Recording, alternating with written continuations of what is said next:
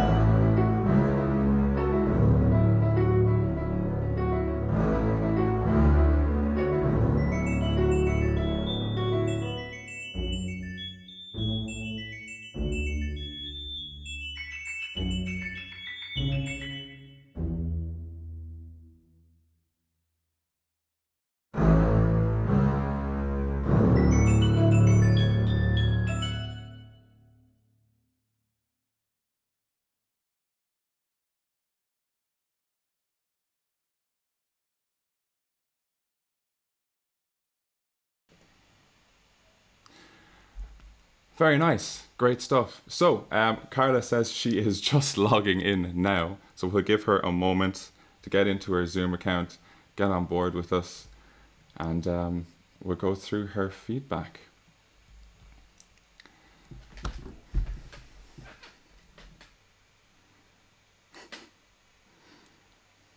It's a lovely piece though, isn't it? It's like there's like a lot of nice high timbres going on there. It's kind of like excites every once in a while.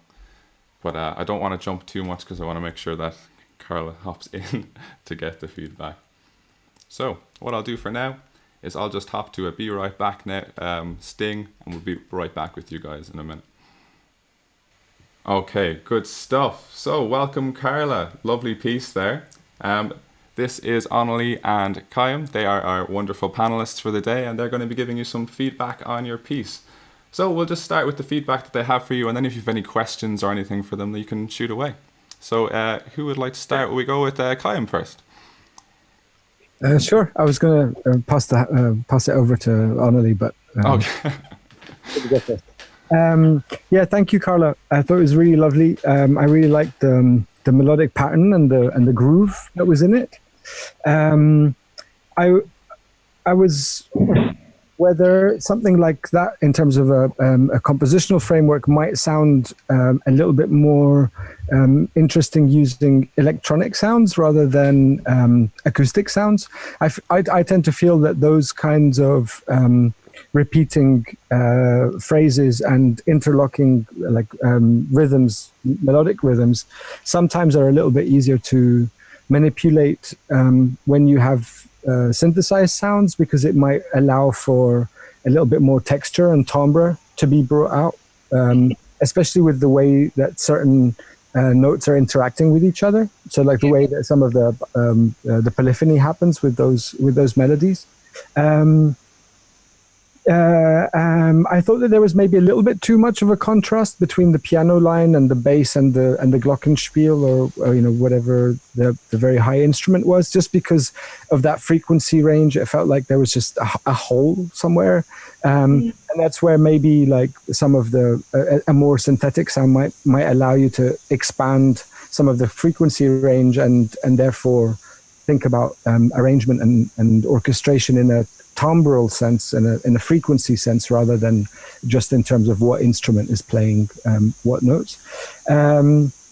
You mentioned something in your notes about mixing levels, and I'm sure Onnalee can make some more useful comments than me. But one trick I like to use normally is to think about whatever lead or whatever instrument is mostly in the foreground for me in terms of a compositional sense, and find a place for that on the meter, and then deal with everything else based on where that instrument is placed on a meter. I tend to use the K14 metering levels, and it's just an easy reference to have when you're not quite sure. Maybe you're mixing on headphones or a small sound system that's not so full rose or whatever. Okay, yeah. But yeah, that was it. I really enjoyed it. But thank you. Thank you. Amazing. So over to Onnalee. There's a weird noise. Do you guys hear that? It's like a static. Yeah, lots of hiss. I think that could be Carla's that's better. Yeah. Okay. That's one thing that you could see on the meter. Carla, nice to meet you. I just have a question based off your description, your application. How does this piece relate to your description? It seems a little disjointed hearing your piece versus your description. Is for the year-long project. So this piece. Oh, I see. Okay. It's just one of the pieces this is from the 31st of December, watching the fireworks and hearing the foghorns in Leith go off at the same time. Okay. So it's just these little vignettes of the year, and then that makes up the final work. So that's the connection. I'm sorry, it doesn't describe that specific piece. It just describes the sort of context. Oh, I see. So your year-long piece will have many pieces, and this is just one vignette in many pieces. Oh, I see. One thing that I thought about your piece is I wish it was a little longer. It's really short, and so it feels like right when I'm started to feel something emotionally about your piece, boom, it ends. And what can you do? How can you grow your piece? Can you have a different middle and an end to have like a resolve? It seems like it's a little short. One other thing that I thought about your piece was, it seems there, I think I got which piece was the instrument that was leading your piece, and then it changed. And so kind of what he was saying about everything seemed to be here. Maybe it's okay to have other instrumentations play at different velocities and be at different volumes and create more of a dynamic range in your piece, I think was something that I was missing. And you have super high frequency and you have some low frequency. There is no middle ground there. It's okay to play. It's okay to put something in there that's like 80 hertz. Put a synth pad in there, something that can blend your piece. What's the glue of your piece? I think if you work on a couple of things like that, the audience might be able to grab onto it in a more emotional way, which would stick to them. But you're very talented. In terms of the lead instrument changing, what mixing type tricks should I know? This will be the second time I've sort of produced on Logic kind of seriously ever. So I really want to sort of get it sound, but not like solids. That's like Glasgow for solids, basically. I want to get it sound, but not like it's not going to be like a phenomenal piece of producing. I just know that, but it's gonna. I need it to be sort of solid. So I wonder if there's any like tips or tricks about that kind of thing around lead instrument and distance and creating like a sense of, okay, now listen to the violin, now listen to the Glock, now listen to the bass. Right. I think, to be honest, it's the bass is the main lead, followed by violin, maybe followed by these textures that literally are meant to sort of sit over the top of it. Maybe they are too foregrounded at the moment. I don't know. Like, what you think about the kind of mixing as well? So you could play with reverb. Your lead instrument could have a little bit more space on it, or and that I mean is play with reverb. See what that sounds like. Maybe you might like it, maybe you'll hate it. Another way to create depth is by that your non-lead instruments, you could add a little delay on it or something that it sounds just like it's a little further back than your other. Play with velocity, instead of everything going dong, dong, dong, it could have like, it could lead into that. Yeah. How do I do that with an acoustic recording? I know how to do that with MIDI, I think, but not. You could do it with a fader. Do you have any way to play with volume graphing? And you could just grab once you record it, it's a track of audio, go into your volume mode if you don't have any sort of fader function at your house, and you could even draw it with a pencil and see what that sounds like. And it might open your brain to be like, oh, maybe I could try this now, and it would be a fun way to play. You could do a lot of cool stuff with volume and compression and. Yeah, I would echo that, Carla. I think I try, I don't succeed very often, but I try very much actually to think of whatever I'm trying to mix actually as a cinematic moving picture. And I try to think about foreground and background a lot. And so thinking about what instruments you want in the foreground, ultimately what affects that is the transient of the instrument, so the attack of the sound, and how bright it is. So the more attack and the brighter a sound is, the closer it's going to feel, and then the less attack and the duller it is what's going to help it feel a little bit further back. So thinking about the frequency content along with the volume can really make a huge difference. And exactly like Onnalee was saying, if you think about, when we program things, we tend to think that whatever is programmed somehow that's it, it's done. It just kind of stays there. But in reality, all the great mix engineers are riding faders all the time. And there's this constant mix of volumes. And like Onnalee said, volume can play a huge difference in how we emotionally react to something. So just by drawing in a little bit of automation in order to help bring out elements of the arrangement, it can really make a big difference. And so I would say just start with those basic things. And then if you're not having success, think about what Onnalee says in terms of bringing in another instrument to maybe do a pad, fill out the frequency hole that's there. I would say also think about arrangement in terms of doubling up the lines. There's no reason why you can't double up the lines with other instruments.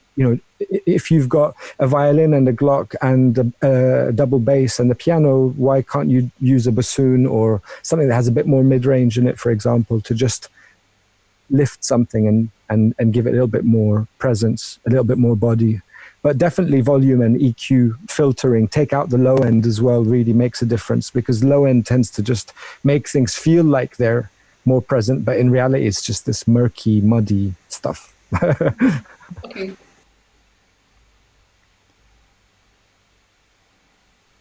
That's all amazing feedback. I'm like already just like absorbing. Carla, is there any other questions you might have in relation to what you've just heard there? No, I think that's brilliant, and that will feed into how I treat other pieces as well. Like, and make it sound sort of like it's all, the 25-minute thing, make it sound like it's roughly in the same space. Yeah, yeah, absolutely. As much as I can. I might shoot a question in relation to that feedback as well. Like you're saying things about like filling out the frequency ranges, and you want to make sure that like you can do volume writing as well, and this all really helps to kind of bring the foreground and background. But would you also look at like how you pan things as well? Because you could have the presence of these instruments in these frequency ranges who are like acting as supports, but they're maybe like slightly wider in the stereo image, and then when it's their turn to take the lead, they kind of come in, and maybe another instrument kind of takes the space. Or what would you think in relation to that? Well, I love panning. It's fun. Yeah. So, and you could, I mean, one cool thing that you could do is you could listen to a Beatles record in headphones, and the way that they panned their mixing, for instance, on their White album is totally different than most people today mix their music. They were very extreme with their panning as far as drum, like the guitar was here, drums were here, and when you listen to a modern record, everything is pretty symmetrical. It's cool to not be symmetrical too, it is if you're just doing a stereo image on a record, it's a little different than if you're mixing for a feature in 5.1, 7.1, or even Atmos. Yeah. But normally you would want to keep your vocal in the center and make your low frequency stuff pretty wide, but it's fun to play around with that because something might draw your attention differently, and it's cool to explore and just have fun, pan stuff around and see what works and see what doesn't work. Yeah, that's great. Yeah, I think the same. Like panning really helps to bring clarity sometimes, but I find it works better when you have something to reference things to, because ultimately the width of your recording is only going to make sense in relation to whatever's in the middle. And so when you're just panning, you're going to give something a little bit more room and a bit more presence, a bit more space within the stereo field. So if you're dealing with only a small number of instruments, I would say try to get them sounding right or nicely together when they're all just packed down the middle. There's another trick of mixing is listening to everything in mono to make sure that the clarity and essentially the clarity between all the different instruments is all there. Then when you open it up to stereo, you can start to play, and this is where it becomes a little bit more fun to explore things. But it definitely does help to hand stuff out to give them space and identity and clarity. Really think of it as a cinematic frame. What you have a little, or a photograph. You have your whatever. Let's say you're photographing a big empty field, and you put your little tree further back, and you have your whatever dog, right up front, or you decide whether you want the dog on this side, whether you want the tree over there, whether you want your tree in the middle, or so think of it like that, like a picture or a painting or a moving image. It helps just to visualize, even if it doesn't actually sound anything like that in the end. No, that's amazing. That's some really good points there. Great, fantastic. Okay, well. Carla, thank you so much for being a part of this event. That was such a great piece, and I hope that the rest of that project goes well. I know this. I'm sure it will. There's a lot of cool compositions. I've been lucky enough to hear some of the other ones, so best of luck with it, and just keep us posted with how it's going. For now, I am going to just move on. I'm going to give Elliot a bit of an intro and let him into the feed. And then we'll let you go then, Carla. But thank you so much for coming along, being a part of it. So, for Elliot, he is a Masters of Science in Sound Design student. He's described his project as a reappropriation of sound for a 2-minute segment of the film Neighbouring Sounds. chose a section which played with themes of space, overcrowding, intrusion, evasion, and dissociation. In the segment, a young girl is awoken by sounds of people breaking entry. These sounds become overwhelming, but are never matched with a clear image. We are unaware if she is imagining this, building serious tension. The segment is metaphorical for the institution of the sounds of otherness amongst poverty-stricken neighborhoods in Brazil. These work their way into the mind and end up sharing the same space of constant importance and irrelevance. I wanted to create a similar trajectory of tension and disassociation with my piece, but replace each sonic body. I wanted to build a sonically realistic scene, to have it build with uncertainty before merging in a confused state with sounds of another space. This new reality is then ruptured to reveal the fragility of the original, a reference to a dissociated dream state. So, what a description. Let's give you a listen.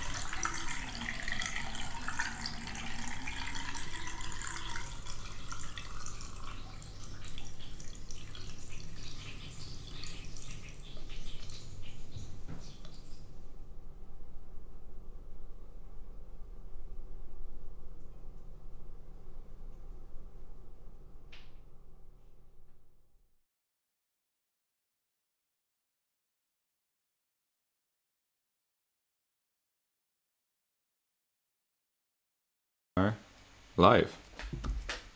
So, welcome Elliot to the Future Flavours of Sound event. Thank you so much for your contribution. We're going to start off with a bit of feedback from both of our panelists, and then if you have any questions, feel free to ask. So, this time let's go with Onnalee to start with feedback for Elliot. Elliot, great job. It was fun to sort of close your eyes and imagine what the heck is going on. Can you explain to me why you chose water? I chose water as, for me... As like your main element, yeah. Yeah, for me, like, I mean, without taking up the whole 8 minutes of just talking about water, there's like serious amount of unpredictability and different levels of metaphor that you can do with water. You can almost just do a whole entire soundtrack with water. You've got like the intense drips that really bring you in. The almost silence of water, still water.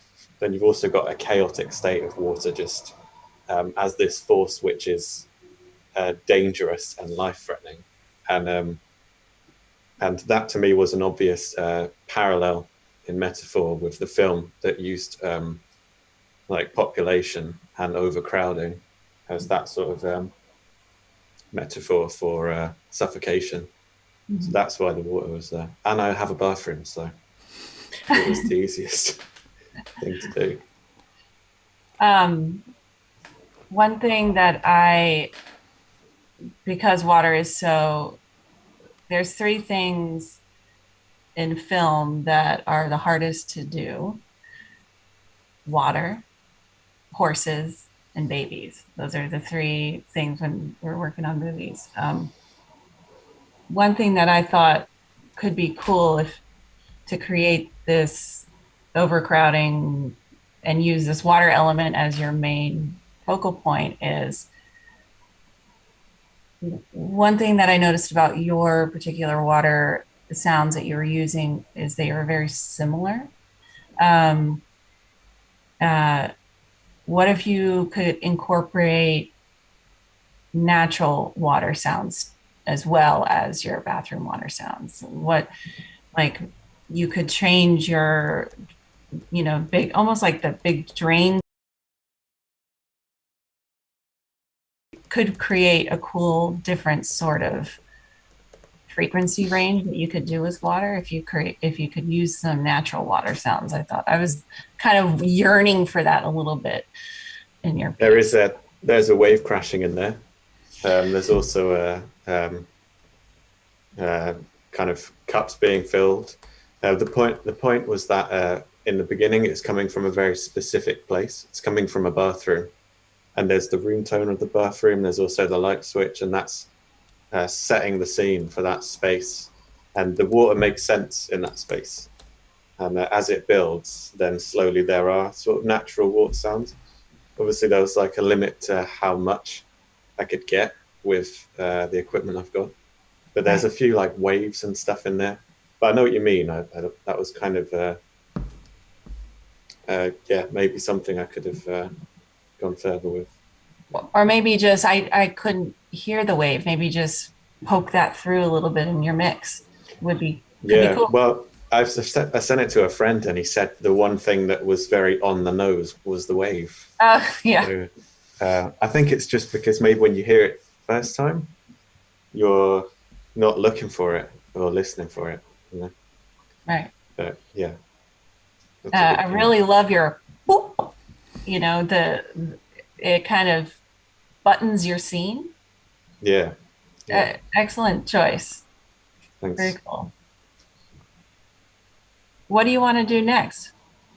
I want to make sound for film. So this was actually a midterm assignment for one of the soundtracks for screen course.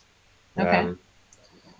And it's one of the shortest things I've done. Not necessarily the most impressive either, but I think it was nice to add something to this festival that wasn't an image, and it was on its own.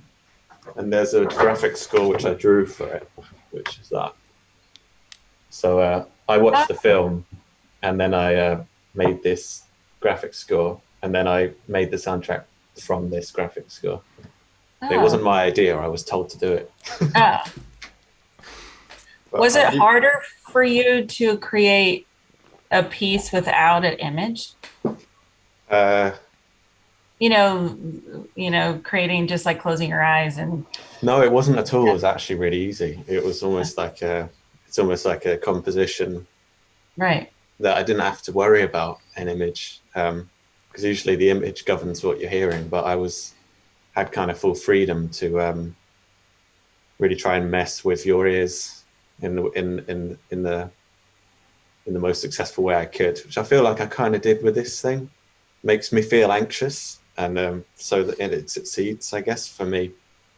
And that was one question that I wanted to pose to both of you, was like, how does it make you feel as a listener? does it work? Does it make you feel kind of confused, maybe like a little bit? Definitely confused and going, what's happening? Yeah. But then you sort of just embrace it and just um, experience it, through your eyes and what you're trying to tell the audience as an artist.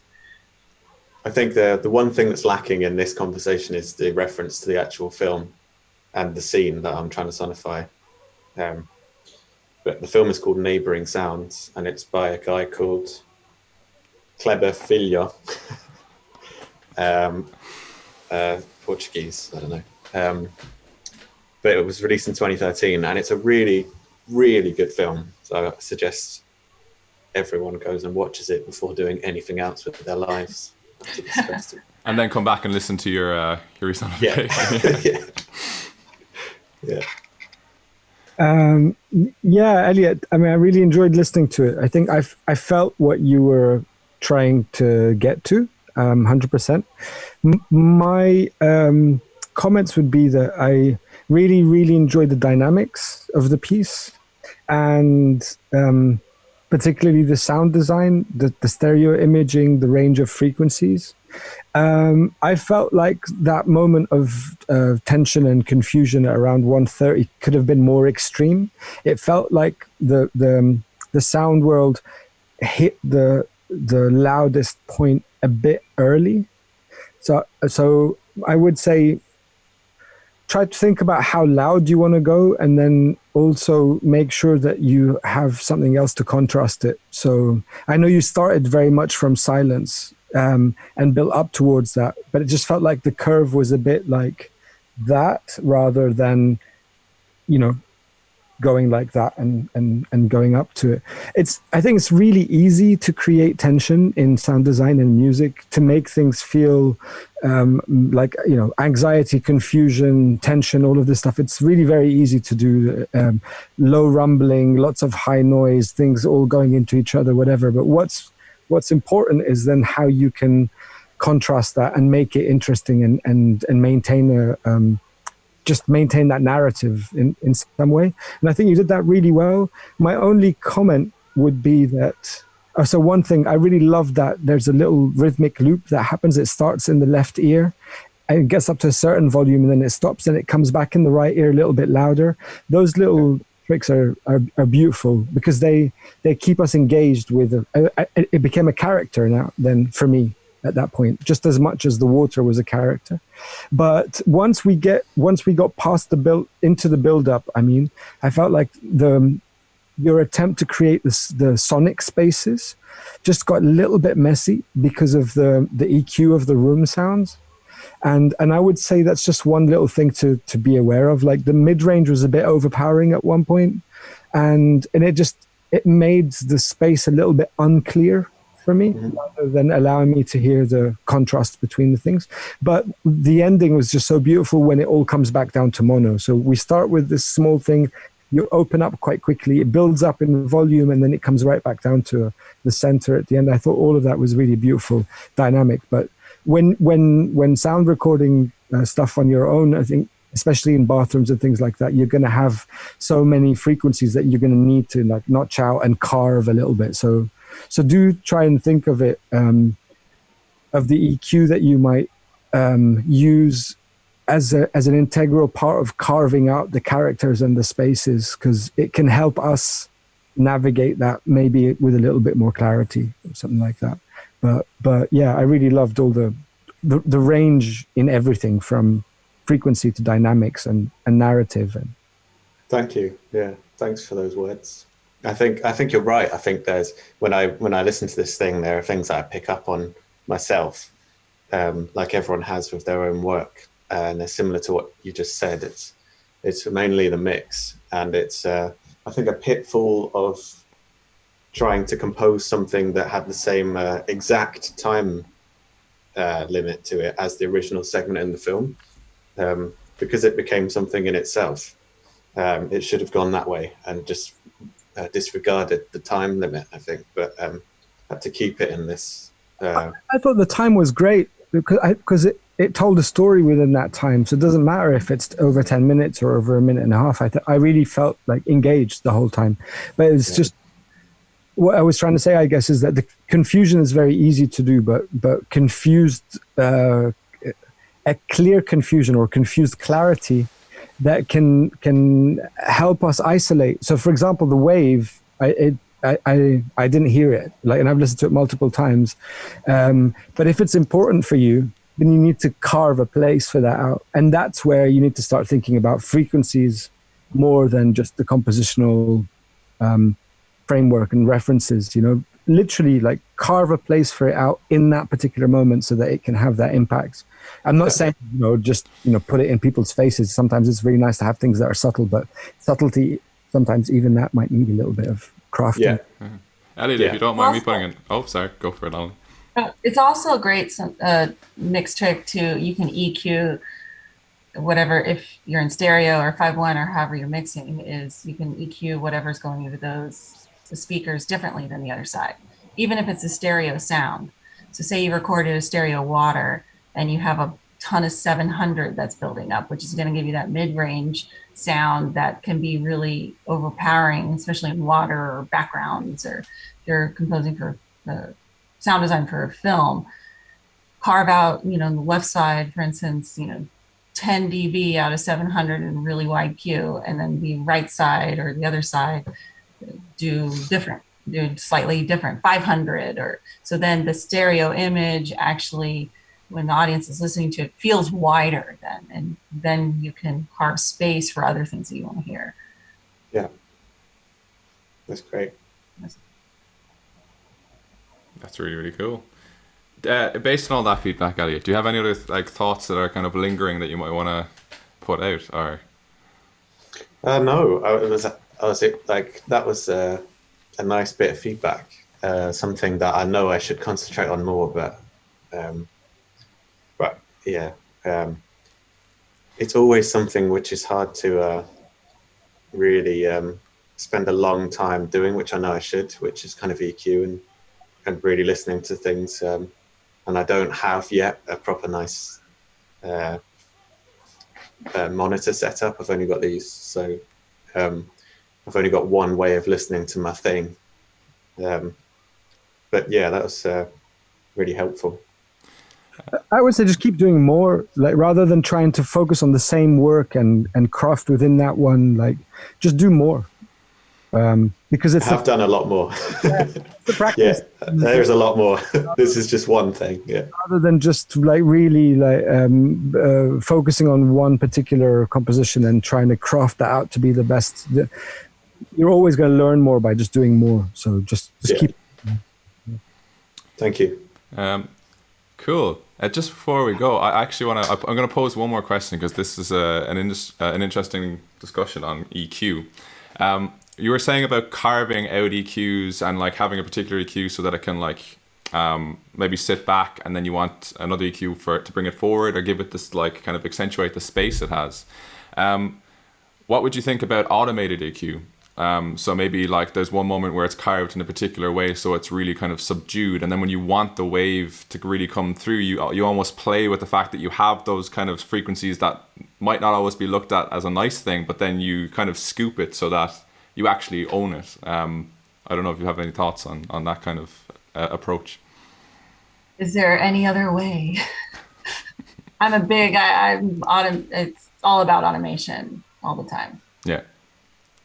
As long as just you set your EQ up so you don't screw yourself in your mix, you know, like if you're going to start it, set it at a thing. And then so if you mess up your automation, it always goes back to that point. Because if you started and, let me have it go like this, or let me have it go like this, or do a low pass, then all of a sudden you're like, oh no, my whole water now has a low pass on it from beginning to end. Oh, fuck, you know, like, okay, let me start over. So, yeah. Absolutely. EQ is ultimately volume of specific frequencies. So it's a good trick to think of it that way, because just like Onnalee was saying, if you've got, for example, all the high frequencies filtered off of whatever water is happening, it's still there. We can feel it. We might not know it's there. We might not be focused on it, but it's there.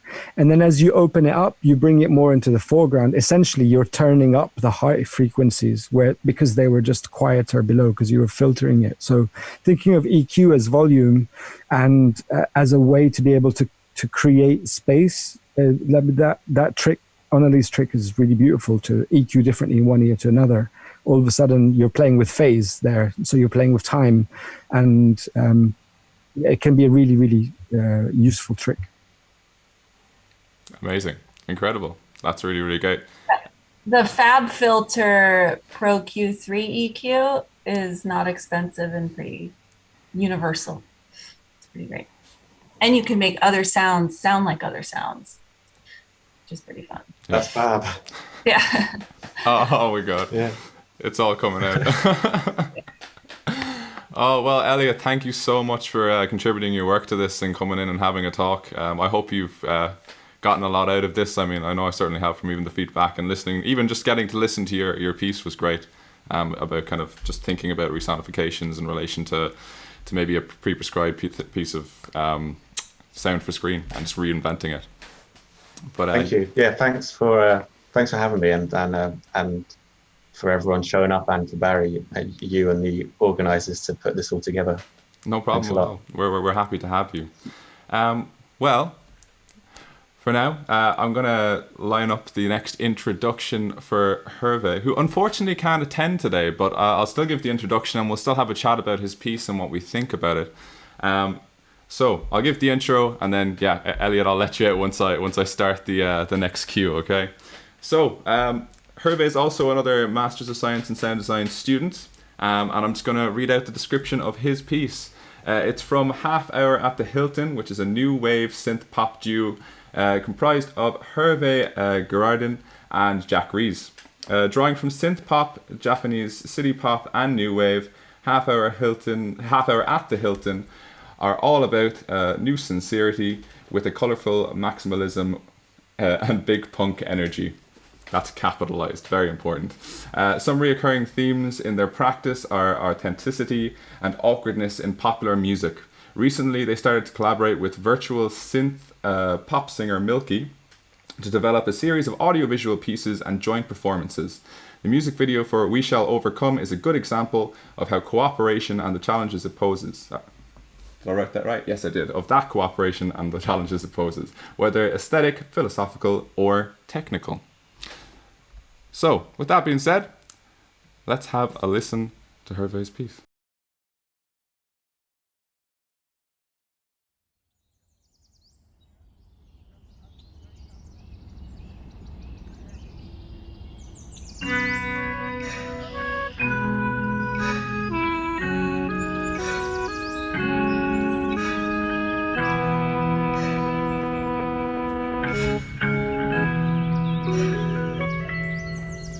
Like the bird needs the tree, and the tree needs water from stream.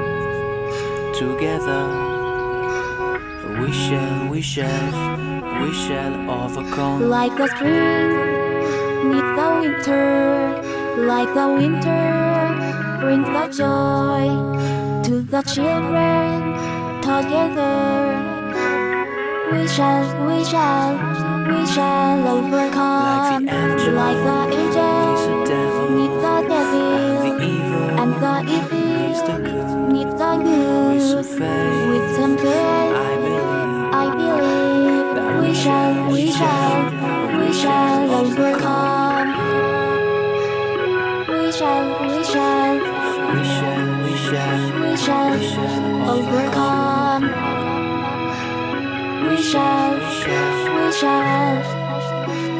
We shall overcome.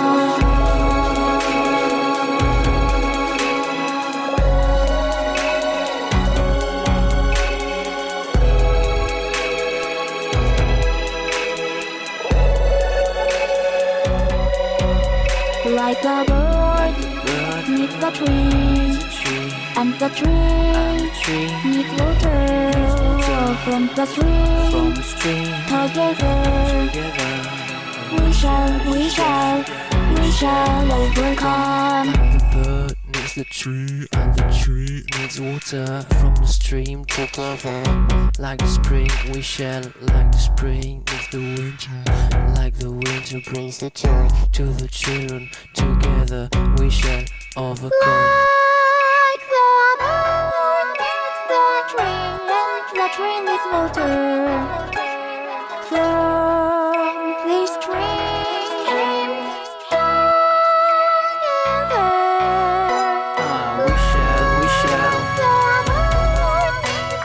We shall, we shall listen to if I believe that we shall this stream we shall listen to if I believe that we shall we shall listen to if I believe that we shall this stream we shall listen to if I believe that.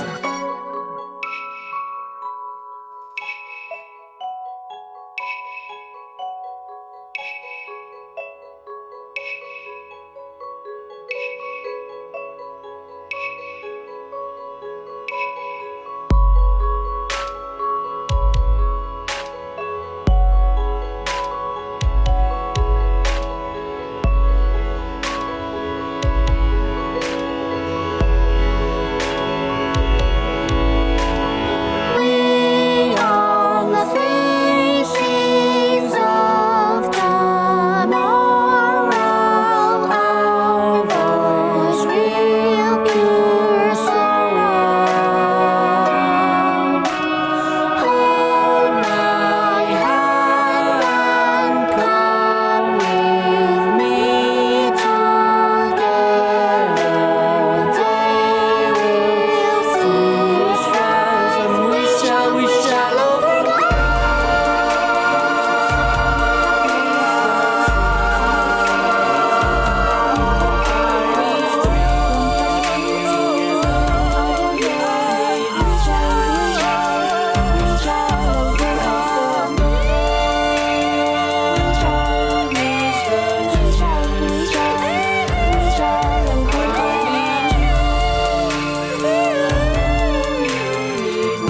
and we shall overcome.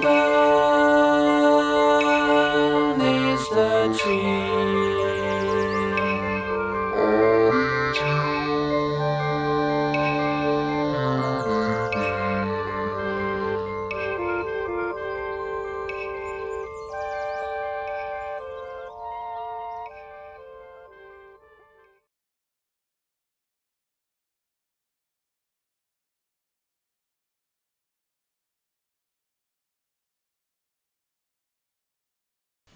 And we're back.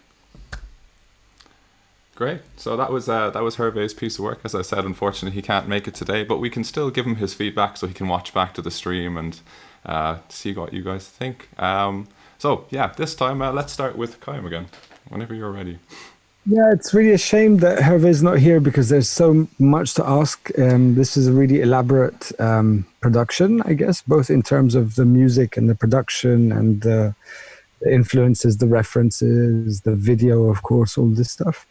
To be honest, I had a few questions with regards to the actual musical content and the idea of the issues of culture that are there, because listening to it, a lot of it sounded very Chinese to me more than Japanese, and so I just wanted to ask a couple of questions about what were the melodic constituents of the piece, where it sounds like there's samples, but I'm not quite sure because they could have been played in. Why those choice of particular melodies? Where all that is what it's supposed to be representing? Because I think it's very easy sometimes to put the East all into one category, and it's quite nice to just be able to understand what some of that thinking was. So it's a shame that they're not here. Sorry, I keep looking this way because I have my notes on. I'm the same. Yeah. In terms of the actual music and the mix, I thought like the way that the song was structured was nice. It was interesting, especially with the video, because that takes your attention a little bit more.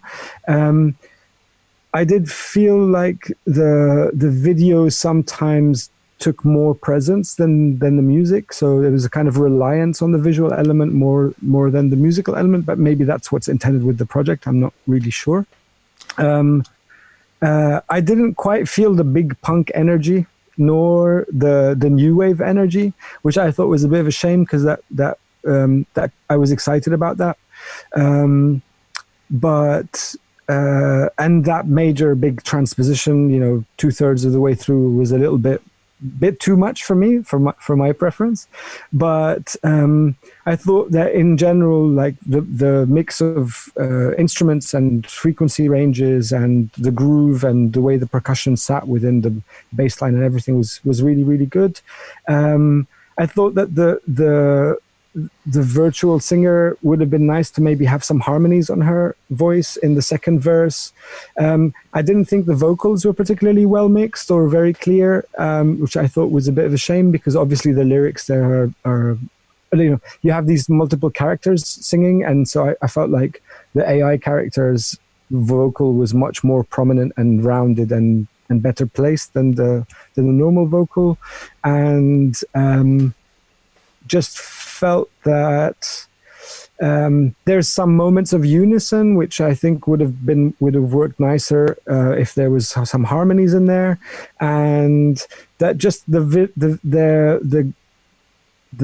duos' presence in the video sometimes is a little bit, I know it's kind of intending to be a bit static, similar to the rest of the environment, but I felt like it lacked a little bit of identity. I didn't quite feel them as characters, and that the movement was a little bit cheesy and simplistic. Whereas the moment where they're crouched down about halfway through, I can't remember what the timing was, it just gave it a bit more character and a little bit more motion, both visually and in terms of the way that the music was perceived for me.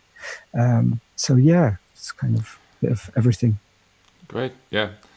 I think Excellent notes. Yeah, very, very good. From my understanding, just in relation to because you were saying about the leaning on the video and so I could be wrong, but I think it is intended to be an audio visual project. So the relationship is kind of like a balance between those things. So that may have been intentional, but I did try to message Herve to see if I could get any more information. But maybe if he has some questions, I can take them and pass them on. Yeah, but yeah, Onnalee, if you'd like to hop in. My main thing that I noticed right away was that, the keyboard and the vocals it was hard, it was impossible for me to understand the vocals at all. So they should do a mix of the track where the vocals are up a dB and a half and just see what that sounds like.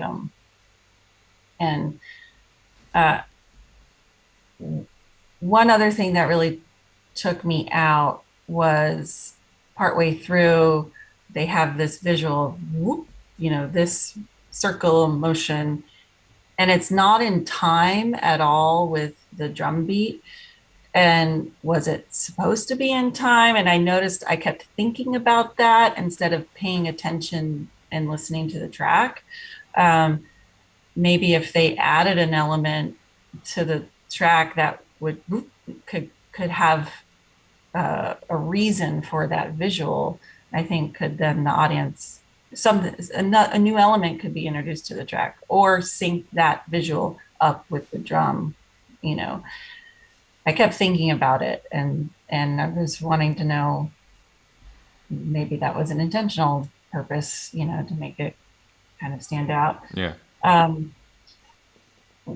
One other thing is, I thought they could have gotten to the hook of the track a little sooner. It just felt like they were waiting for the climax of the song a little bit. And as an audience member, I was kind of like, okay, oh, here it is. Okay, all right, I did not feel any punk vibe at all. I was ready for some hardcore UK sort of punk action, and I was like, oh, it's more like a soft punk. Maybe punk is the wrong term. That they should say more, Euro eclectic or something. I'm not sure.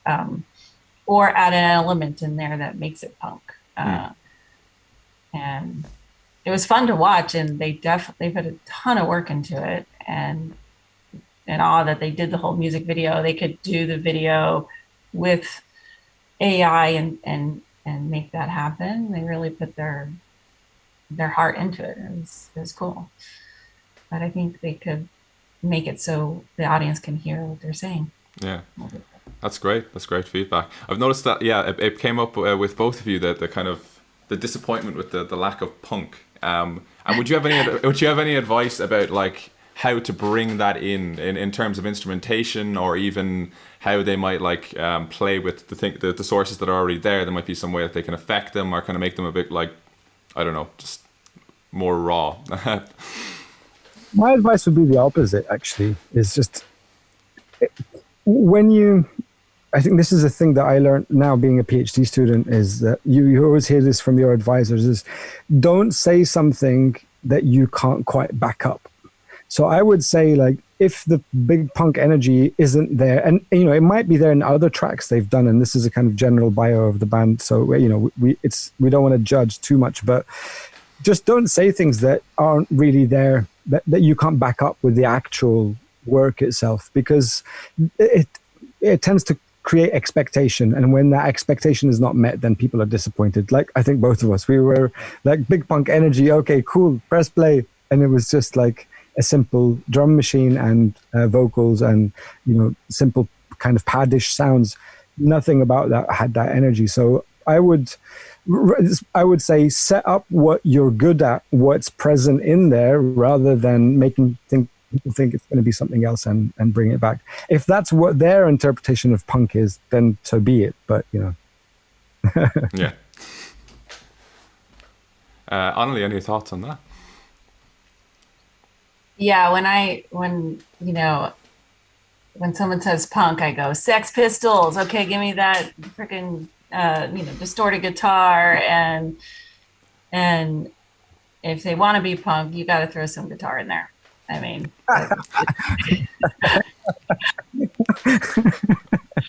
so up to 11. Make it. Yeah, it's just another analogy, since I work in film a lot now, is if I was going to a theater and I'm going to see a romantic comedy and I'm like, oh my God, this is a horror movie, you'd be a little pissed. It's just same thing if you're an audience and you're going to go see a band and you thought you were going to go to the Sex Pistols and you show up and it's a symphony, it would be the same. It'd be like, oh, oops, we're the wrong crowd for this vibe here. So they had a great track though. Yeah. So that's a really good point. Guitar in there if you want to. Yeah. Yeah, absolutely. Or even if they do want to, because it seems to be like leaning towards that more kind of electronic, influences anyway, and things. You could even, I don't know, like I even had the thought that you could like sample a bit of like distorted electric guitar, and then you could nearly apply that to keys if you wanted to, just to get that sound in there, but maybe kind of hone it and make it your own thing. But also, punk is really an attitude, right? Yeah. It's not just. I mean, distorting the drum machine would have been a great one. Anything to just give something a little bit of a bite and a little bit of an attitude. I think could have tried to bring that out a little bit more. But jumping almost a fifth, I think in that transposition with big fireworks was not so punk. Okay. Yes. Their song almost had more of an Air vibe. It was like, oh, which is cool. Like, Air makes some great freaking tracks, and they had similar sort of. It was interesting. I was like, I wonder if they're Air fans. I was going to ask. I wish she was here. Yeah. Well, once again, I can pass that through to. I can just send you an email going, he is an Air fan. Yeah, I was wondering. Yeah. Well, that's some really great feedback, and yeah, I'll make sure that Herve gets to see it. And as I said, if it's possible, I might, like, if he does end up having any questions, and if at any stage you're free, I might pass through email and see if anything's to add to that. Yeah. Yeah.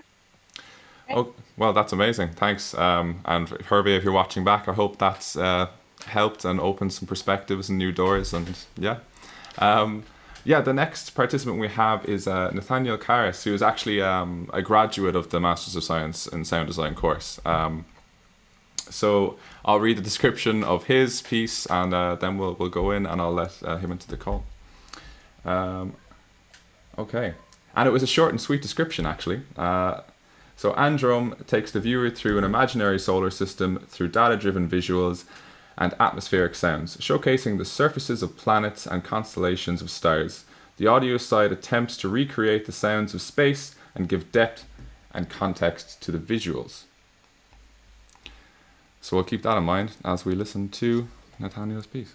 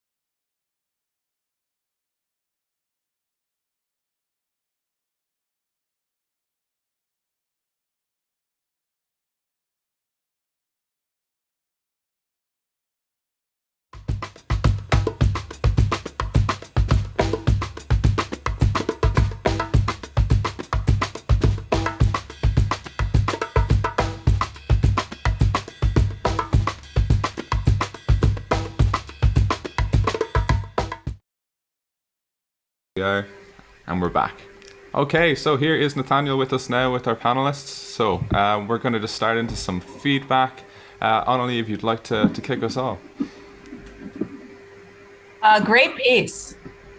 Really impressed with creating those visuals in perfect time with your visuals, and very rhythmic. And reading some of your notes, how to, your piece has so many opportunities to create movement through sound design. You have so many of these moving visuals, and it'd be cool to be like create almost like a depth with your visuals. With what does space sound like? Do you want to create any sound design within your music piece? It could be really unique. It has definitely a sort of Kubrick vibe, 2001-y, and even towards the end when it's like, and it goes to the big, and then there's so many opportunities that you could use perspective. You have you repeat quite often that visual, like 5 times or 6 times at the end before your piece is done. What if you added some elements that change the sound there to keep the audience engaged? So even though your visual is the same, the audience could then go, oh, this is actually changing in audio. Like you could create and complete silence and then come back in, and maybe make, when it's this goes smaller in the visual, you could make it quieter on one side and then make it louder on the next time it comes around.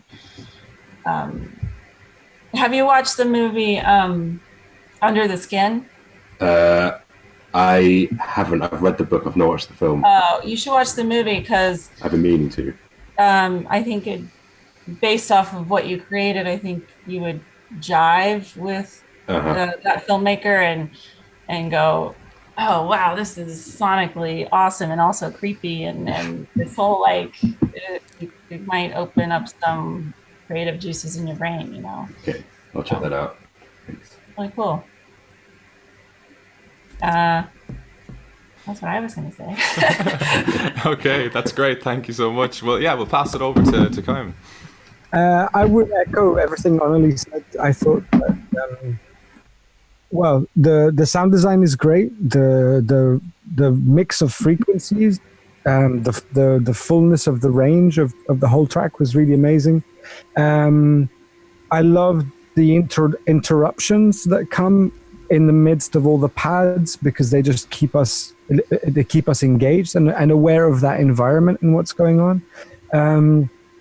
I felt like there was a really nice narrative development across the whole thing, and it was a surprise to see non-landscape imagery like in that second half, which I thought was really nice. I loved the digital silences between things. I felt like that, again, in terms of dynamics and groove, was really interesting, because it's a contrast to what we heard at the beginning. In the section that Onnalee was talking about, where she's suggesting maybe changing the sound when you have the images, I thought the same, but I also thought that what you did with changing the loop was really, at 3 minutes 40, was really powerful. There's a ever so subtle change of the actual loop. Yeah, I can't remember exactly what it is, but there's something that I took an element out towards the end, yeah. Exactly. And I thought that could have happened actually again, because when you do it once, you kind of set it up. Oh, like something's changed here, and I was kind of expecting it, but I didn't quite get it. And it would have been nice if another element had been taken out, or if you think of that loop that you made at the end as a jigsaw puzzle, and you just took out one element and put everything back together, or switch them around, something like that would have been cool as well. Mm-hmm. I would have ended without the last kind of chord sample and left it unresolved, actually, because it just felt like that's where it was going. Right, yeah. Having it resolve at the end was a bit like, Okay, yeah. But definitely, I think that is such a great setup. Everything that you've done there in terms of visuals and the sound design. Like what Onnalee said about maybe using a little bit more of sound design to try and just give us a sense of movement, or just a little bit more ear candy, you know, Right, like yeah. it comes and goes, and that can reflect somehow this almost physical journey that's going on in the visuals. But other than that, I thought it was really, really awesome. And I think you mentioned a couple of things in your application that you felt didn't quite work out in terms of the editing and the syncing, and I just thought there's none of that is in there at all. Oh, really? Okay, that's good to know. Yeah, I felt the same. I was like, I don't know what you're talking about. I was looking for it. I mean, overly harsh on myself, but I don't know. Definitely. Just that perfectionism. Yeah, sure. Good thing. It's good to hear what you said about the narrative as well, because that was one of the things I was kind of worried about not being able to get, because I feel sort of like, I guess, the kind of visual side of it I only started doing recently. I felt quite limited by what I could do with that. I didn't think I'd be able to sort of create a sort of like, I mean, I don't want to say a story, but like, you know, something that's not too static and boring and that kind of has some sort of movement in it. So I'm glad that you did sort of pick it up in some way. Yeah, narrative doesn't have to be linear, you know. Yeah. Like abstract narrative is still narrative. It's ultimately you're guiding the listener or the viewer, the audience, from the beginning until whenever you choose to end it. And it's just about making that journey somehow interesting over time. Mm-hmm. Yeah. Thank you. do you have any other questions, Nathaniel, in relation to the feedback that you've just gotten? Is there any kind of things that have poked out for you?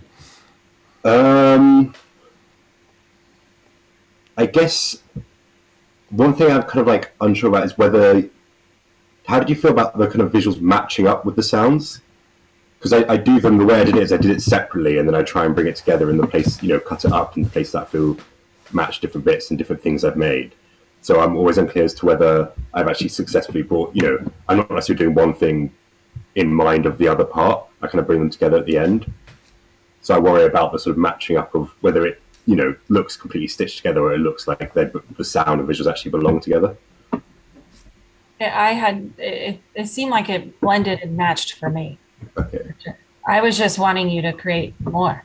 Right. Okay. Like do more, like give me some low frequency sweeping stuff as your piece is like moving through. Think of your piece as like an IMAX movie, like the audience is going to want to be like taken by those images. Why are you creating this move? Like you're almost like in this moving car following your piece at the beginning. What's passing by the audience like that? Okay.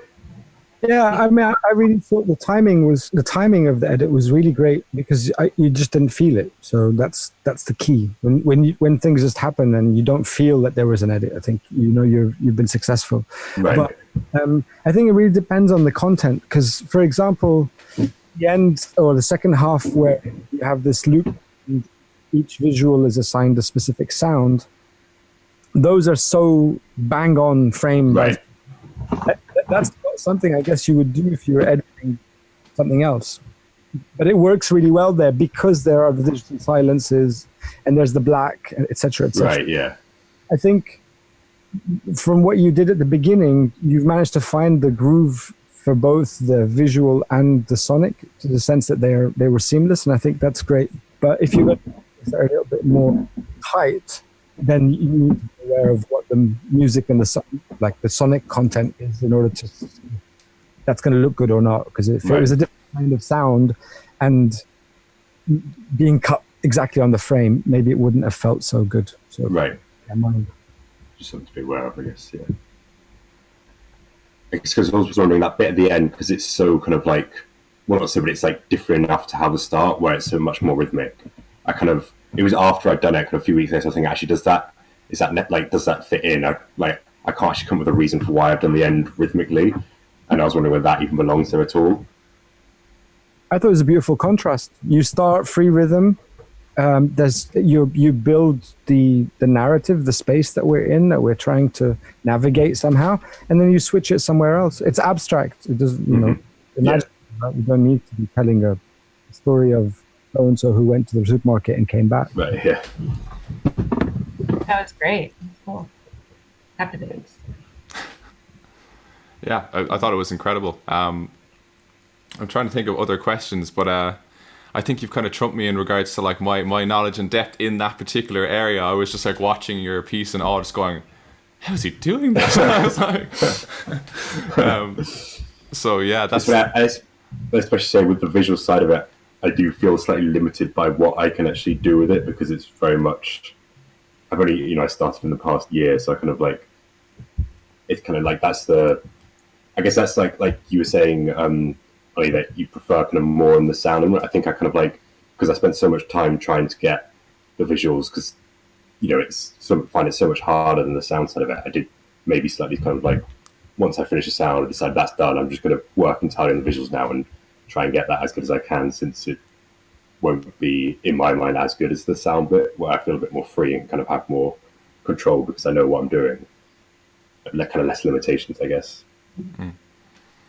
But I suppose now that you've kind of like, this is like the first project where you maybe kind of push that out, like you're just going to keep going and keep working further, and the kind of possibilities will keep opening up as you get more and more familiar with this kind of workflow, and it's really cool. Yeah, it's definitely like just doing this helped a lot with my kind of like pushing my kind of knowledge and the visual side of it further. Yeah, it was good to do for that reason, if nothing else. Yeah. A question for you, actually. Is there going to be further works like this? Could this potentially become a collection of things that you work on? Or I'm not sure. I kind of like, because I do want to work on this one more. And I kind of left it for a while because I wanted to see what you guys would say here. And yeah, I do sort of like working like that. And it gives more of a kind of purpose to the sound side of things. Whereas, like, I then have some sort of media to do the sound stuff too, which I like having that. And I do like working this way. And like I said, sort of like learning more about the visual side of it is kind of like the best way to learn more about it is to like use it. So it's good for that, for just learning that sort of thing. So I might try and do more like it. It does feel a bit like it, to me at least, that it, it would work best if there were a couple more, at least, not just kind of one on its own.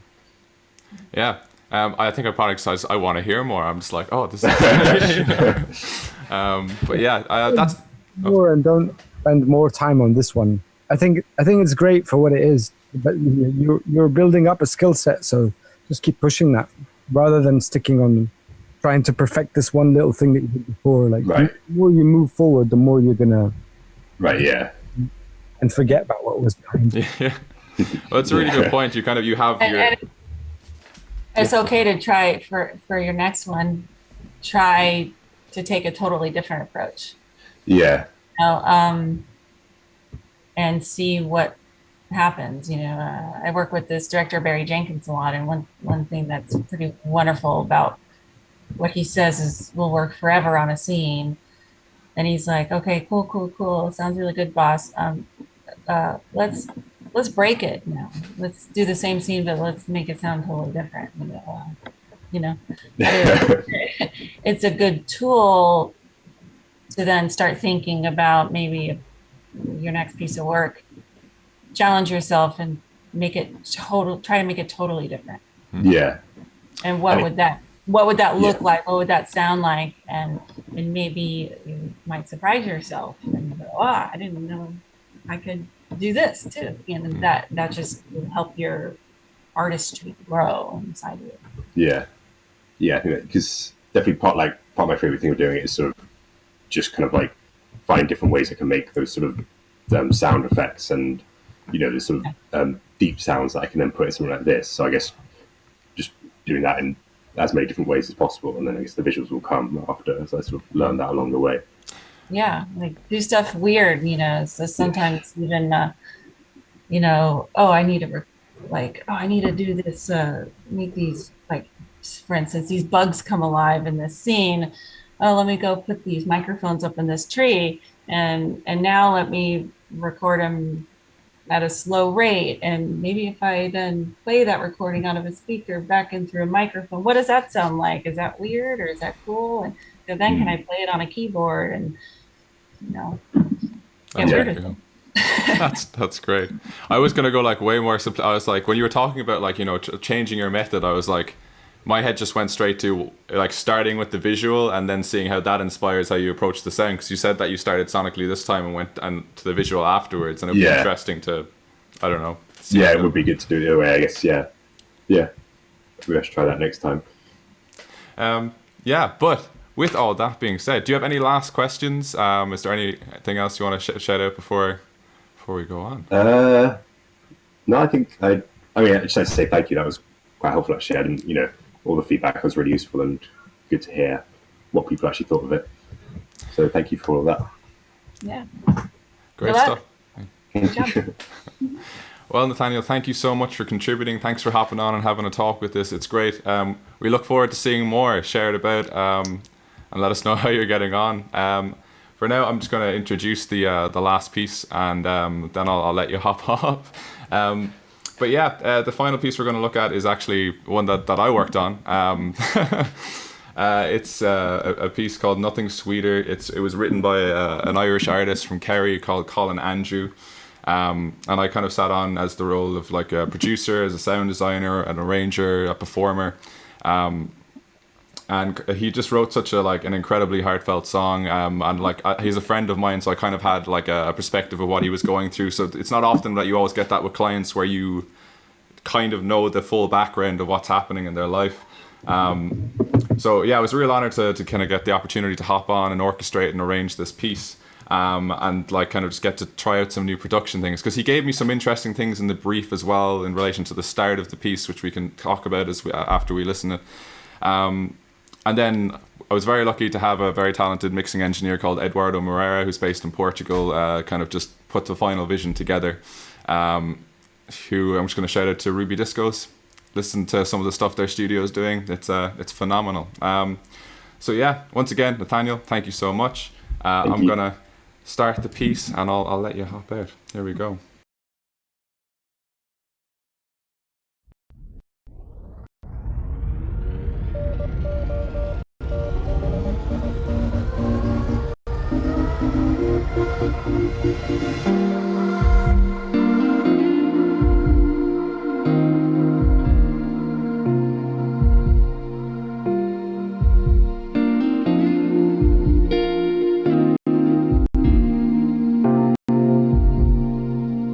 Takes away my sorrow with distractions, wakes me up from scent of stale seed, fills me up with love, she pours it in me, when everything around me seems so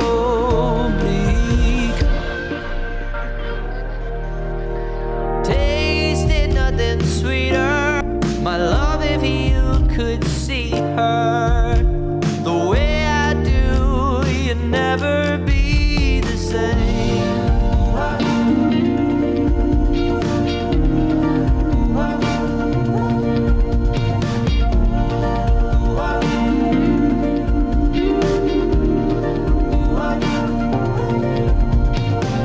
You won't believe the way that she adores you.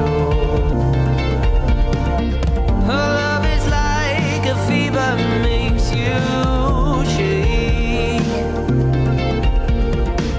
Lose your grip and she will just float on through. When she leaves, your heart will surely break.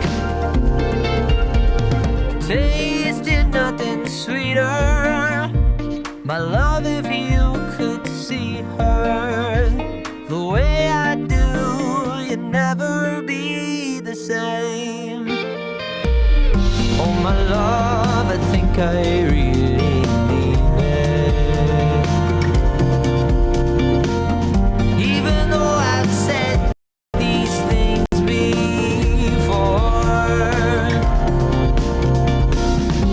nothing seems so real, darling, the way I feel. Please just let it make a difference. Tasted nothing sweeter. My love, if you could see her the way I do, you'd never be tasted nothing sweeter. My love, if you could see her the way I do, you'd never be the same.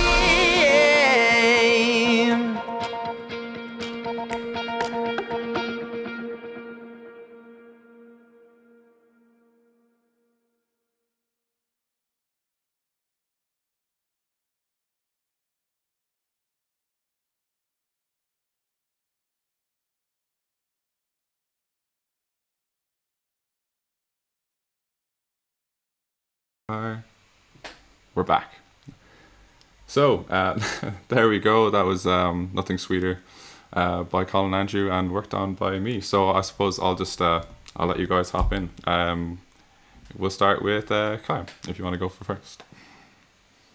Sure. I thought it was great in terms of the production and the way the production and the arrangement suits the songwriting itself. Obviously, it's very different from everything else. So it's I was obviously thinking about it within its own universe. In terms of the production, I felt like the drum beat itself didn't quite add to the groove, both in the early part of the song and the last part of the song. It feels like it's always pulling back rather than allowing a bit of tension and release. Okay. Which just I think that would have worked great if it was only in the first half, but once you get the big drum fill and everything starts to open up, it just felt like it was open, but still kind of breath was being held in rather than and I think that's all to do with there's the two kicks.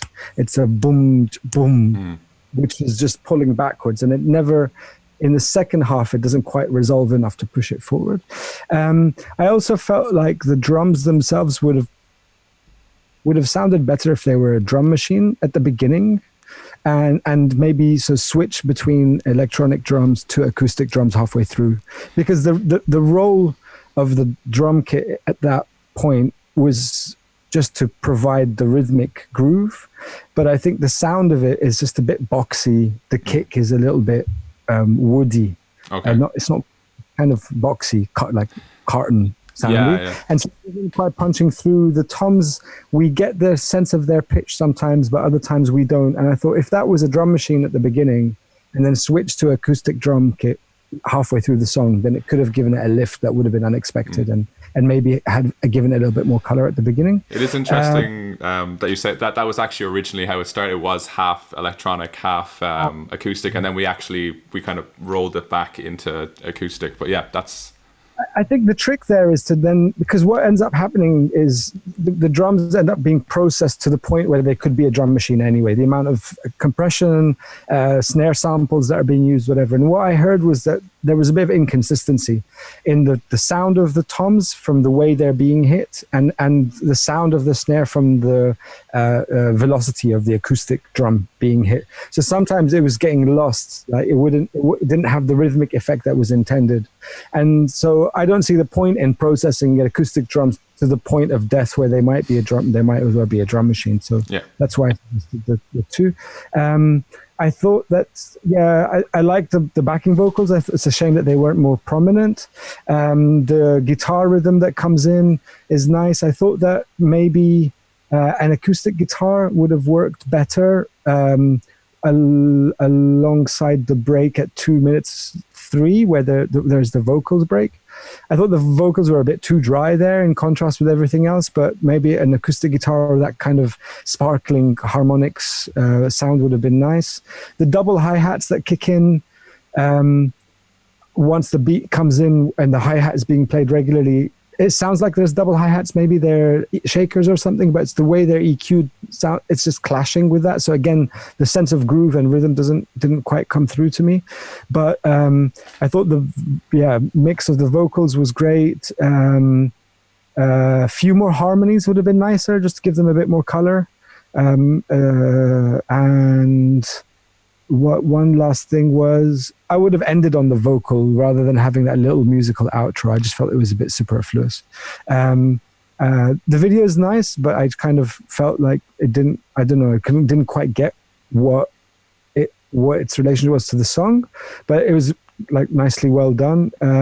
Apart from the very, very beginning, there's a lift that happens in the image that's not in sync with the music, and so it was a bit of a shame because it set it up in a bit of a. I was a bit like already disappointed before it started, but it was fine. We get through it. Yeah, sorry, that was really long, but it's just it's great. It's great. Yeah, I really appreciate it. Yeah, the video was done post the actual release, so like the song had hit distro before the video had even been made. But yeah, I think he got onto basically a photographer from Kerry who had like archived drone footage and kind of put it together with the song. Yeah. Thank you so much. That's great. Yeah, Onnalee, if you wanna hop in. Why the subtitles? That was the singer's choice. I think the reference is, so basically in Ireland there's a TV channel called TG Cahir. And back in like the kind of 80s and 90s, they'd have these old shows and they'd have this very specific kind of subtitle. And because the video that he had was kind of very scenic and showing kind of the overview of Ireland, he thought, I think it's kind of like a joke putting the subtitles in with it just because it reminds him of that TV channel. Oh, okay. Inside joke for himself. Yeah, kind of. Someone who doesn't know the joke, like me, I noticed that I was, instead of looking at the images on screen, I was just reading the words. And then that also made me not totally pay attention to the music, which was weird. And so I didn't know if it was going to be shown in other territories where they didn't, know English. And so it would be nice to have a version without the subtitles to put out there to the world, just to see if the audience can just experience the song and the visuals instead of being like, okay, now I'm focusing and reading. And that was my main note. One thing about the drums, I really noticed the drums, being a tracking engineer, I was like, is this recorded in a very small room? Were the drums recorded in a closet with one mic? It was really interesting. Like, did you have a mic inside the kick drum? Did you have a mic on top of the snare and on the bottom of the snare? Or it's like there was no air at all to your drum kit? And if you're gonna record live drums, let it pop, let it breathe, a little bit. So the drums were recorded in Portugal, in Eduardo's studio. So the thing about this is when this track was being put together, it was kind of in amongst like lockdowns opening up and closing again. So I did originally want to get over to track with him, but then I couldn't because there was restrictions, and so I was kind of restricted to being at home. And then he recorded them.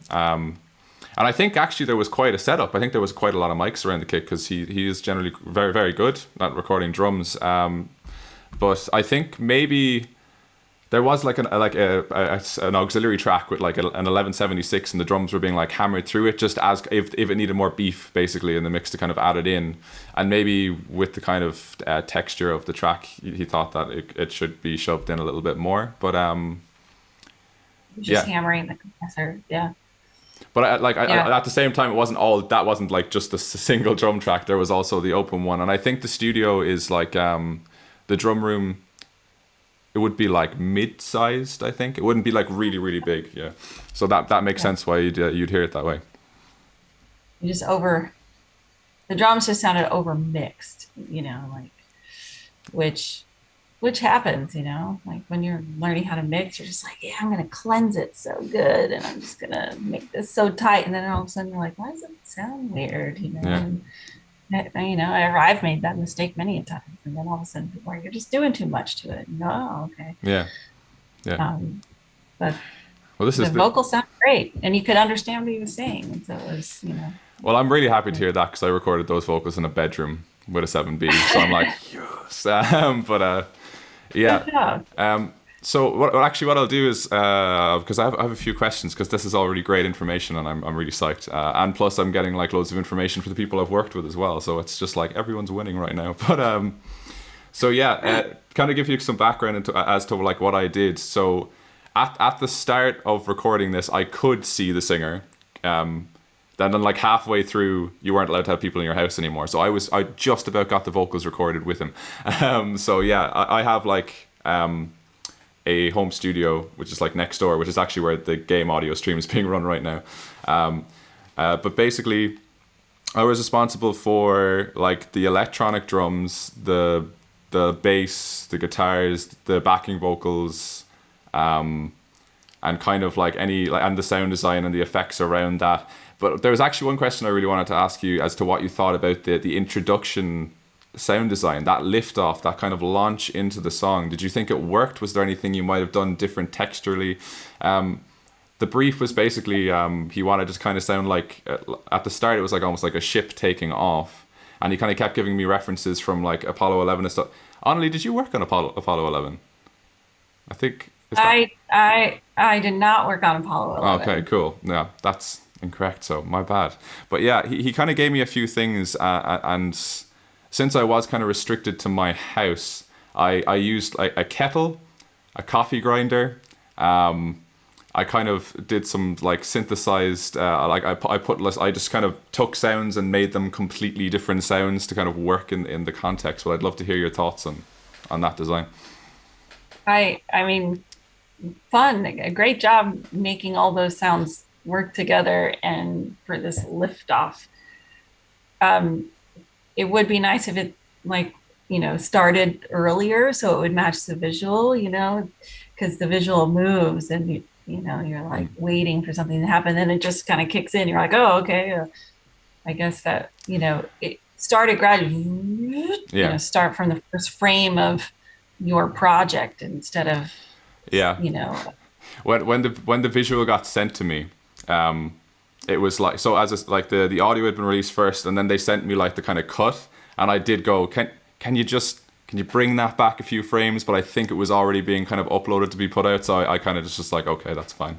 But yeah, I completely agree. It would be nice if they like started together and went up with when the camera launches. You should pull your sound up. Yeah, it works really well, I think, but it's just because it's not quite synced, so we don't quite feel the effect of it. Okay, so sonically it's okay, but like in term, okay, I'll take that. That's fine. I'm happy with that. Wipe it on the picture department. Yeah. We'll just like the photographer's going to kill me for that. The cameraman. And then I noticed that you said at the end you felt that it could have just ended with the vocal. So in terms of the kind of brief. Initially, I was given like a sample of Morse code. That's like the kind of singer-songwriter wanted this kind of rhythmic Morse code thing to it. And he typed it into like a free generator site, sent me the link, and he's like, can you make this work? And I was like, give me a day. So then I took it and kind of put it in the grid, make sure it kind of sat in with the song.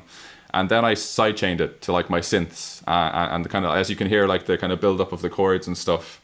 None of that is actually synths. It's me taking acoustic organic sounds and processing them in a particular way and then sidechaining them so they almost sound like more of a synth. I was just experimenting and trying things out. But then I think he wanted to bring it back in the end, and that's why I have that kind of that like roll off it's actually kind of making me think that maybe there's too many inside jokes in his music, because the very last sound you hear, the ba ba ba, is actually me going and synthesizing it. And he kind of loved that, so we just left it in. But do you think it would have been more impactful if it just kind of rolled off in that last line? It would have kind of just like stuck a bit more, yeah? You're both nodding, you're like, yeah. You have to take the producer's hat and say, I don't think this is a good idea. and I noticed that there was a Morse code vibe actually just from the very beginning. So maybe if that needed to be a bit more prominent, then it could have set it up and then just kind of slid into the background. But having it come at the very end, we know the song is ending anyway. We're just kind of waiting for it to end. So it feels like a bit of an inappropriate place to share it, something that's significant. Yeah. Yeah. Agreed. It's okay to have maybe one joke, but maybe. Yeah, but let's just remember that there's, at the end of the day, there's an audience that this is going out to, and they're not always going to be in on the. Yeah, that makes sense. That's great. Disclaimer. Yeah, disclaimer. And then I just have one last question in relation to the backing vocals were brought up. So you said that they were generally quite good, but there were some moments where you thought there could have been more harmony. Is there any particular moments you could point out where you think... Anything like, first chorus onwards, basically, like, because the vocal melody is more or less the same throughout the song. And if it changes, it's changing very subtly. And so just introducing the backing vocals in terms of harmony just adds a little lift and a little bit more color, to just give it a little bit more ear candy. That way we don't feel like it's just the same thing going round and round again. Even though it's not that I was saying I'm getting bored because the production was lacking, but it's just another little element that can just maintain the interest. Okay, that's great. I think it's okay to record 6, 10, 20 background tracks, and you can layer them. It won't sound loud if it's mixed right. It will just have this, which could be cool. So that kind of brings up that kind of, you're almost making like your home choir. You're standing at different like angles around the mic, maybe pinching your nose to get different tones out. Is it that kind of thing that would be cool to like, or could be something cool? Maybe not pinching your nose bit, but you could have, just you could do the harmony. Yeah. I think just a very simple one part harmony double track, like one voice singing in harmony double tracked, just to give it a little bit of a lift. Okay. The mix was doing that anyway, but sometimes ultimately a great mix is always based on a great arrangement, because it's just to do with the frequency content that's in there in those different parts, right? So if you can give your mix engineer the frequency content that does the job already, then they don't have to overwork it. Yeah. Well, that's all great advice. Thank you so much. That's great. I'm going to take all that on board and just bring it into the next things that I work on. I can't believe that it's like, it's at this point where we start kind of rolling it down. And like, it's been an amazing event. I just want to say thank you again to all of our participants for their work in submitting it. Thank you so much for coming and being panelists on this event. It just means so much to have you here and get all this amazing advice back to just help us as students going back into that kind of world and trying to make our way through it as well. I also want to say a thank you to University of Edinburgh and their student grant experience that made all of this possible so that we could fund the project and get it ahead and going. And big shout out and thank you to my team. Could not have done this without them. They were all great. They might all still be streaming, but they just made this whole thing so much easier to put together, especially in a time like this with COVID where we didn't know whether we could have an in-person version or an online version, but it happened and we're here and it's been so great. I think if it's cool with you guys, I'd like to leave it with just, I think this is a question that every student has when they're walking out into the world, is just like, is there any kind of approaches that you'd recommend, like with regards to like networking, or if there's people that you want to try and get in contact with, just from your kind of like background building up, what did you find helped you with kind of just moving up in the kind of building blocks to kind of establishing yourself in the industry? That might be a long question, but if you have a synopsis. Sure. Do as many free projects and jobs as possible. Try a whole bunch of different stuff. If you try a million different jobs, because I used to dance with New York City Ballet. I never thought in a million years I would be an audio mixer. Are you kidding me right now? And so just, if you have any interest in anything, just try it. And if and listen to advice. Don't be arrogant. Just soak it up and ask. And if you don't know something, say, hey, I don't know. Can you actually show me what you already told me? Even if you've It's how you learn. I'm still learning. I mess up all the time. Just ask questions, experiment. Don't be afraid to speak up and approach people. You know, well, most people are cool and want to show other people stuff. That's amazing. Thank you. Khyam, do you wanna... I'd echo Onnalee's advice there, and especially what she mentioned earlier. I think it was I can't remember who it was to, but it was about challenging oneself and trying to do different things. I think it's very easy to get caught up in trying to perfect one thing that we're involved in, whether it be, I've got to make sure that I can mic up this kick drum properly and get this right sound out of this kick drum, but it's not necessary that you'll actually learn how to do that properly from that one experience or that one instrument and that one musician and that one room. The more you do, the more you'll accumulate. And I think it's that accumulation is really important. And the other thing is just be around, like dedicate the time to things, because I always found that the moments in which I learned the most were not the ones when we're actually doing the work. You might actually be hanging, you're in the middle of a job, you're under pressure, you're trying to get these things done. And then actually, whilst, you're on the way home with somebody, they'll mention something on the train ride, or while you're having lunch or you're having dinner or having a beer. So being around and investing in the experience rather than just the job itself, I think, is always really, really valuable, because that's when, just gems come out of the woodwork that you wouldn't normally expect, and also interactions and connections with people. That's when those things happen. And if you need to make space, basically, it's like David Lynch's thing, make room, make space, allow for magic to happen. Because if you don't allow that space, then you're never going to be able to experience it. So. All amazing advice. Wow. Thank you so much. Well, with that incredible advice, I think I don't need to say too much more. I think we should just roll off there. Thank you so much for everyone who's participated and attended, and thank you to the panelists. Thanks for everyone watching. I hope you enjoyed it. I hope you got something out of it. And maybe we'll see you again next year. Who knows? But yeah. Thanks, Barry.